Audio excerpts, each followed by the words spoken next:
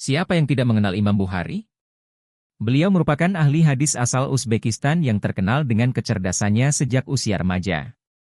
Salah satu kitab hadisnya yang terkenal adalah Sahih Bukhari, di mana kitab tersebut disusun olehnya selama 16 tahun. Hadis karya Imam Bukhari diakui memiliki derajat paling tinggi di antara yang lainnya.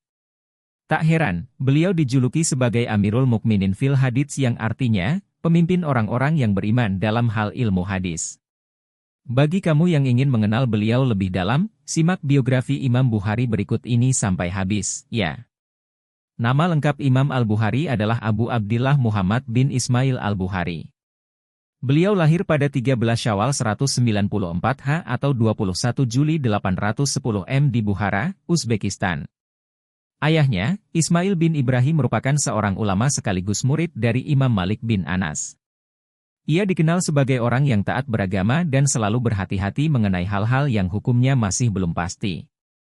Sayangnya, ayah Bukhari wafat saat beliau masih kecil. Menginjak umur 10 tahun, Imam Bukhari kemudian berguru kepada Syekh Ad-Dahili, salah satu ulama ahli hadis terkenal di Bukhara. Sejak kecil, Imam Bukhari sudah menunjukkan bakat-bakat kecerdasannya. Ketajaman ingatan dan hafalannya melebihi anak-anak seusianya. Setahun kemudian, ia mulai belajar ilmu hadis. Saat itu ia sudah ditunjuk untuk mengoreksi beberapa kesalahan penghafalan matan maupun rawi dalam sebuah hadis yang diucapkan gurunya. Ketekunan dan kecerdasan Imam Bukhari menuntunnya hafal Al-Quran di usia 10 tahun. Memasuki usia 16 tahun, Bukhari sudah menghatamkan hafalan hadis-hadis di dalam kitab karangan Waqi Al-Jarrah dan Ibnu Mubarak. Pada usia ini pula Bukhari mulai pergi ke Mekah dan Madinah untuk memperdalam ilmu hadisnya. 2 tahun selepas kepergiannya, Bukhari telah menerbitkan kitab hadis pertamanya, Qazaya Syahabah wa Tabi'in.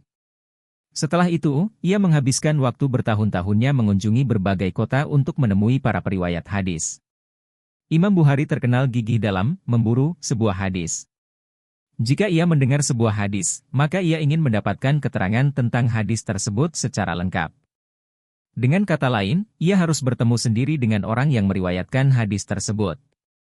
Dalam usahanya mengumpulkan hadis-hadis tersebut, Imam Bukhari telah mengunjungi berbagai tempat di daerah Syam, Mesir, Aljazair, Basra, menetap di Makkah dan Madinah selama 6 tahun, Kufah, hingga Baghdad.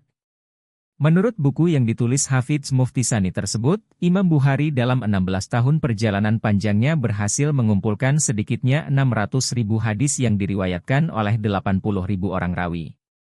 Dari jumlah tersebut, 300 di antaranya telah ia hafal. Hadis-hadis yang dihafal tersebut terdiri dari 200.000 hadis tidak sahih dan 100.000 hadis sahih. Dari jumlah hadis sahih tersebut, ia hanya mencantumkan 7.275 hadis dalam kitabnya, Jami' as-Sahih atau yang dikenal dengan Sahih Al-Bukhari. Selain Jami' as-Sahih, semasa hidupnya Imam Bukhari juga menulis kitab-kitab lain seperti Tarikh As-Sagir, Asami As-Sahabah, Al-Kuna, dan Al-Ilal yang kesemuanya membahas tentang hadis. Ketika mencantumkan hadis dalam kitabnya, Imam Bukhari senantiasa melaksanakan salat istikharah terlebih dahulu. Hal ini disampaikan oleh murid beliau yang bernama Al-Firbari yang pernah mendengar Muhammad bin Ismail Al-Bukhari berkata, "Aku menyusun Al-Jami, Al-Musnad Al-Syahih ini di Masjidil Haram. Aku tidak memasukkan sebuah hadis pun ke dalam kitab ini sebelum aku salat istikharah 2 rakaat. Setelah itu, aku baru benar-benar merasa yakin kalau hadis itu merupakan hadis syahih." Wafatnya Imam Bukhari. Pada tahun 864, Imam Bukhari pergi ke Nishapur di Iran. Namun, masalah politik mengharuskannya untuk pindah ke Hartan, sebuah desa kecil dekat Samarkand, Uzbekistan. Di sanalah Imam Bukhari menghabiskan sisa hidupnya. Imam Bukhari tercatat wafat pada usia 62 tahun, tepatnya pada 31 Agustus 870 M atau 256 Haji. Beliau dimakamkan di Kompleks Imam Al-Bukhari, di Desa Hartang, sekitar 25 km dari Samarkand. Itulah biografi Imam Bukhari singkat yang dapat membantu kamu mengenal lebih dalam tentang beliau dan kitab syahihnya.